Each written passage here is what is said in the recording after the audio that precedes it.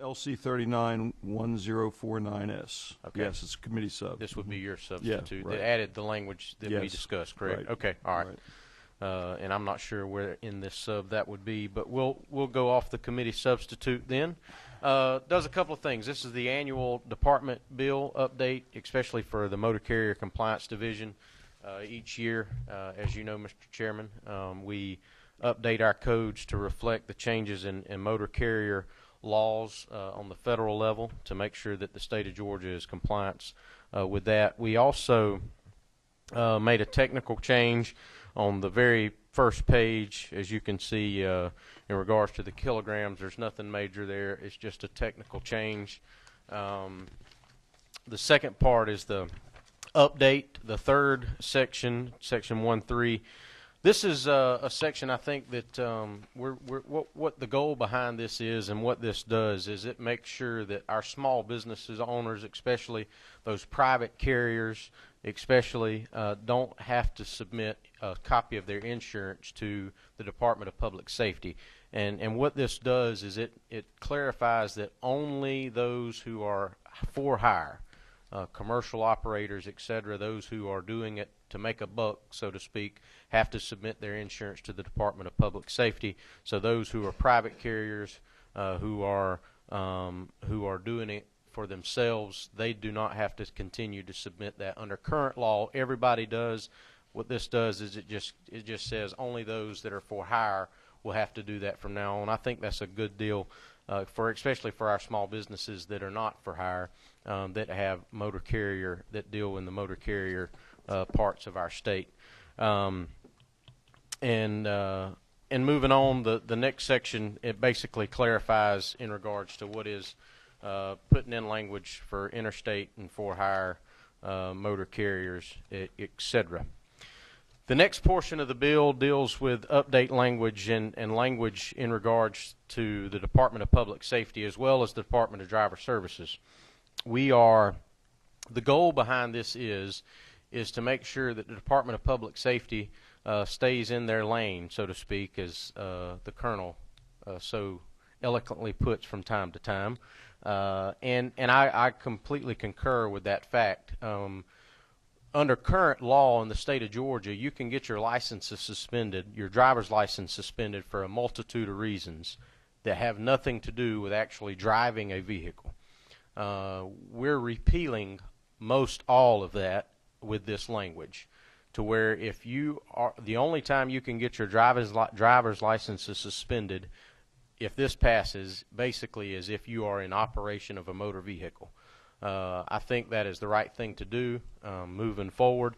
That there are two exceptions to that. One of the exceptions is in regards to child support. The original language that I was trying to move forward with had struck the child support issue out. The Department of Human Services and the Governor's Office we had some conversations about that, I'll say. We reached an agreement. That language is in this bill. The agreement is basically that the department shall inform those who are obliged to pay child support and that lose their license of how they can get their license back. And the Department of Human Services has programs which allow them to get their license fully reinstated through the programs that they have if they participate in this program. This language in here basically says that the department must tell them how they can do that. I think the problem in the past is that defendants and obligors were not being told how they could get their driver's license back, and we're trying to make sure that that is the case. And again, this is an agreement reached with the Governor's Office and the Department of Human Services. The other issue that was struck out, it was taken out on the Senate floor, is in regards to the parental right to request a suspension of a license. In current law, parents have the right to suspend a child's license, and they can make that request of the Department of Public Safety and the Department of Driver Services. That was in the original bill, but after conversation with in the committee and with some of my colleagues, we decided to take that out. So that is not in here either. Other than that, other than those two issues, every other offense in regards to getting your driver's license suspended is being taken out unless it has something to do with the operation of a motor vehicle. And the last thing, Mr. Chairman, I'll defer to you to refer to the last portion that was put in here for the in the committee sub in regards to interlock devices, and I'm trying to find it, Mr. That's Chairman. back on page 12. Page 12. Okay. Yeah, this is the section 2-13, and you want me just to describe what that does? Would that help? Yes, sir. If you don't mind, this was language that that you brought and that I agreed to, and I would defer to your knowledge in regards to that particular language in this substitute. The premise behind the changes here is that the limited driving license in a DUI situation currently limits them to just going to a place of employment. You can see it on lines 392, the struck lines, through 398. Those are the current places that they can drive. The idea here is, with this change, is that if you do have an ignition interlock device, the fact is that you'll be under the control of the department effectively by use of that device, and therefore the need to limit where they drive, and with the effectiveness of not being able to drive drunk on that interlock device allows us to hopefully take out those limitations that are on that current limited driving permit. That's basically all it does. It says if you got an interlock device on, you can drive anywhere. That's what I understand, Mr. Chairman. Okay. And I think that is a good faith effort in moving forward if those individuals decide to go that route. Okay. Any questions, I'd be happy to take. Yeah, is there anybody else who'd like to speak on the bill? Colonel, would you like to speak on the bill? We're for it, Mr. Chairman. Could you give us any more detail?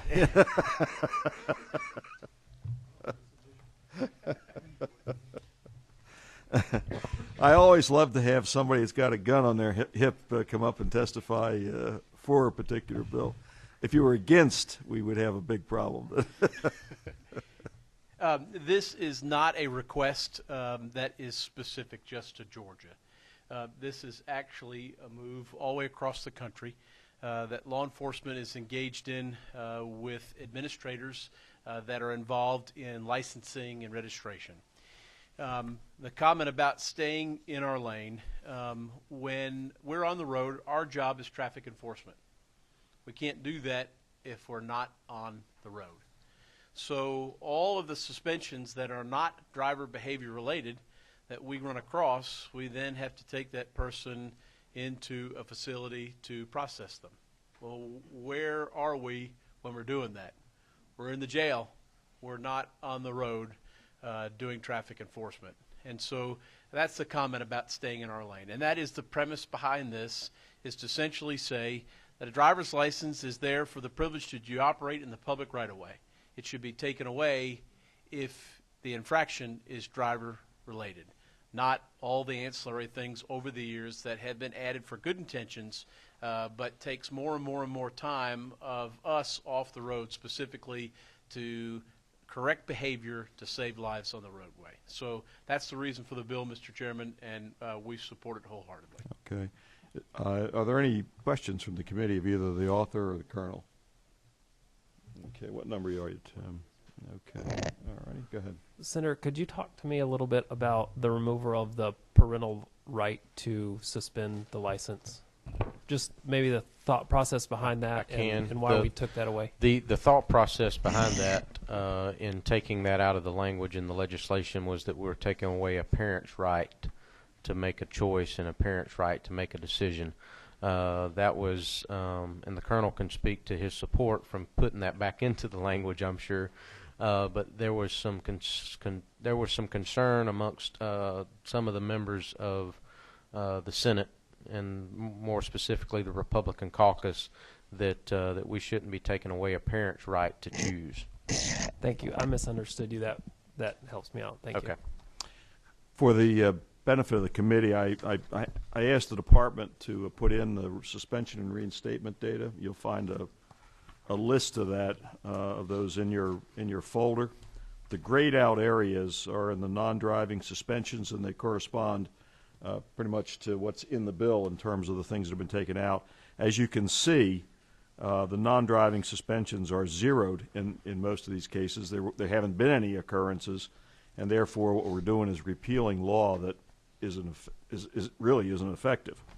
By the way, the number 97 on the last page is parental revocation, and I understand why you took it out to start with, because there have been 0 parental revocations. That's correct. I think somebody told me that if there was a parental revocation, it would probably lead to a murder charge when the parent was killed by the son who they took their license away from. So that would be something that would argue for taking this out. But I understand why you put that back in. Perhaps we can get that at a later date. Let me see. Bauer. Okay. Representative Epps. And for clarification, really, Mr. Chairman, what can you tell me or rediscuss the issue of insurance registration for intrastate? Yes, sir. The difference would be, let's say we're talking about a company that is involved in moving furniture. In other words, they have commercial motor vehicles that they get paid to go to your house, pick up your furniture, and take it to the next house. And they're required to file a Form E, and it's a certain level of insurance that has a certain premium. Well, if you're a landscaper and you're also in a commercial business and you're hauling your equipment around, not for hire, you're just hauling your stuff to the job, you do that job and go on, why should you have to have that higher standard of that person that's doing the actual moving for hire when you're just moving your tools to do the job? And so this is good for that little guy. It's good for the small guy. Basically removing the for hire requirement. Pretty much as far as the using of the vehicle to transport what you're doing, being paid for it. Good sense. Yes, sir. Any other questions from the committee of the author or the colonel? I don't see anybody else have anything they'd like to say about Senate Bill 100. Any other folks would like to testify? Just one other point that I think is worth, in some of the other testimony we've heard in study committees on other issues, for the benefit of the committee, it's estimated that 75% of the people that are suspended drive on a license that is suspended. So suspensions as a means of penalty or persuasion don't really work very well, from what we understand. Okay, who's 26 down there? Just at the appropriate time, Mr. Jones. Chairman, I'll like to make a motion at the appropriate time. Well, you're recognized for a motion. I'd like to make a motion to pass. Is there a second? Is a due pass and a second? All those in favor of moving on Senate Bill 100 to the Rules Committee, say aye. Aye. Anybody opposed? All right, we're done. Thank All you, right. Mr. Chairman, members of Adjourned. the committee. I Thank you so appreciate it. much. Thank you. Good bill.